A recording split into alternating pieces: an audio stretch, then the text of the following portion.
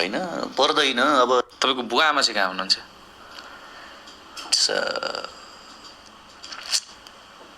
सुदूरपश्चिमका मान्छेहरू कहाँ हुन्छन्?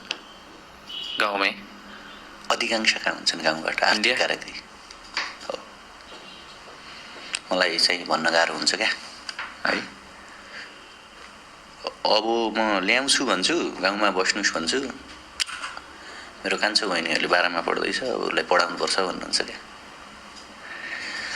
यो टफ हुन्छ एउटा छोराका निम्ति। So I don't want talk about it यार। इन्डिया म यति धेरै विद्रोही हुनुको कारण पनि त्यो हो क्या भाइ। अब नियर 60 उहाँहरू अब पर्दैन होइन, पर्दैन। अब सबै भइसकेको छ। मेरो भाइहरू 10-15-20 हजार कमाउँछन् यहाँ काठमाडौँमा, त्यो शान्ति नगरेर हामी भइसकेको छ। मेरो बहिनीहरू पनि गाउँमा कमाउँछन्। अस्ति 30वटा खसी बोकाएपछि दसैँमा एउटाको 10,000 भयो भने कति हुन्छ हिसाब गर्नु होइन। पर्दैन। अब भनेको यत्रो 15-20 वर्ष हामी यहाँ बसेर तँलाई पढायौँ, अब गाउँ गरेर नि गर्ने बाटो केही हुन्न, अब अलि सक्दासम्म काम गर्छौँ भन्नुहुन्छ।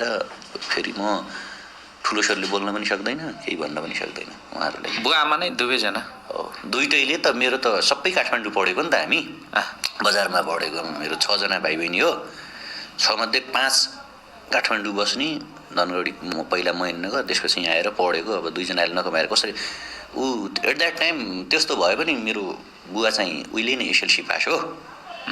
त्यही भएर मेरो छोराछोरीहरूलाई पढाउनुपर्छ भनेको। अनि त्यही भएर कसरी पढाउने भन्दाखेरि पढाउनु बजारमा बसेर त पैसा चाहियो, हेर्नुहोस् आम्दानी हुन्न।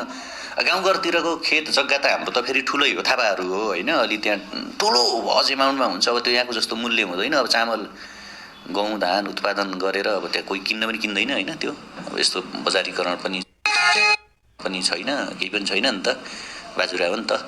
त्यही भएर फेरि सबैले आर्थिक कमाउन त प्रत्येक गाउँको घरको एउटा त गइहाल्छन्। अहिले धेरै मेरो उमेरका सब इन्डिया छन्, सब पछिको बच्चाहरू पनि इन्डिया जान्छन्। हेर्नुहोस् अब विदेश जाने चलन त सुदूरपश्चिममा भर्खर छिरेको हो क्या। 2-4 वर्ष होला विदेश जान थालेको।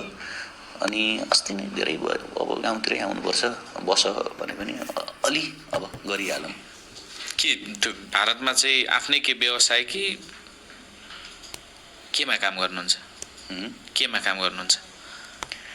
आम मान्छेले जे गर्छन् त्यही गर्नुहुन्छ।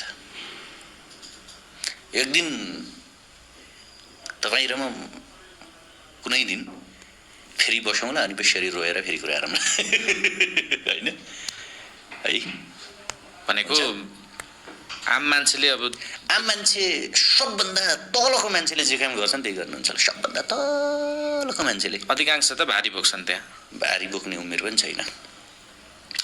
सो वाचम्यान टाइपको बुझ्नु न, यस्तै कमन सरसफाइ वाचम्यान टाइप।